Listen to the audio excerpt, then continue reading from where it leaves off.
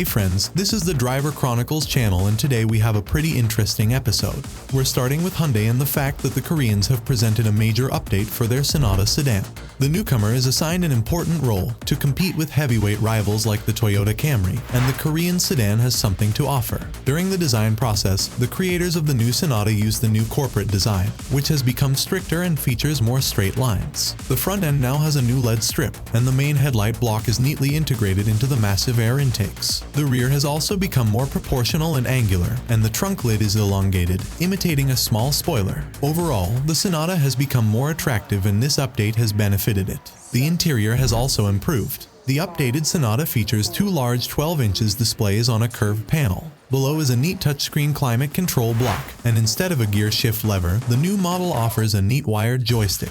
The Koreans have not yet announced all the technical data for the new Sonata, but it is already known that the base configuration will receive a 2.5-liter turbocharged 4-cylinder gasoline engine with 290 horsepower and 421 Nm of torque. The sedan will also be available in an N-line package, and for the first time, there will be a version with all-wheel drive, which should have a very positive effect on the dynamic characteristics of the four-door. This same package includes new dual exhausts, individual wheels, and badges on the body. The company claims that this is not just an update, but a very big job to correct the mistakes, which in terms of the number of changes can be equated to a new generation, although it is not such. The live premiere of the novelty will take place at the Seoul Auto Show, which will be held from March 30th to April 9th this year. So, if you have the opportunity, I recommend visiting this event.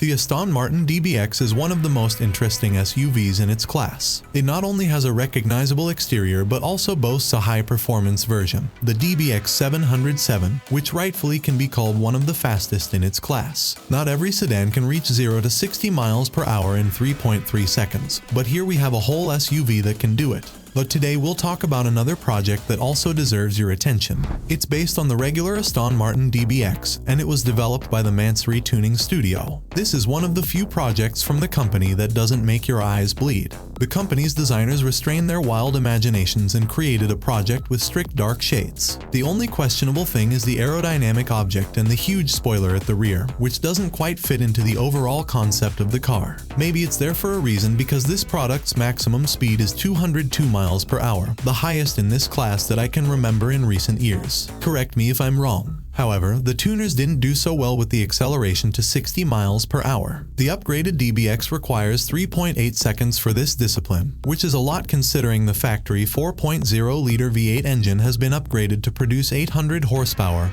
and thousands of Nm of torque. It's more than the flagship DBX 707 delivers. Perhaps the reason is the 24-inch wheels on which the DBX from Mansory is fitted, and if you put it on a smaller diameter, the result will be better. Or maybe it's the exclusive interior upholstered in expensive leather, Alcantara, and aluminum. We don't know this for sure yet, nor do we know the cost of the novelty, which the tuning studio hasn't announced yet, promising to do so a little later.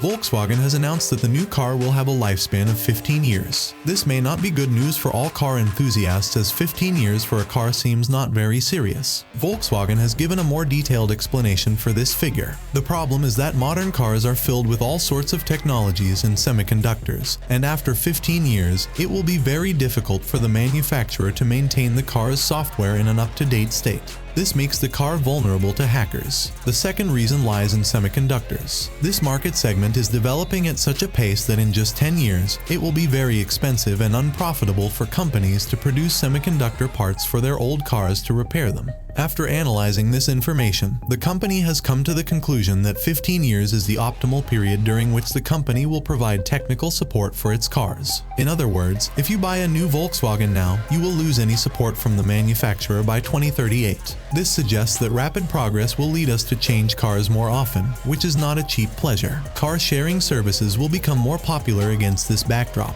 Well friends, that's all for today. Don't forget to subscribe to our channel to stay updated on new videos, and share your opinion in the comments. Good luck and see you later.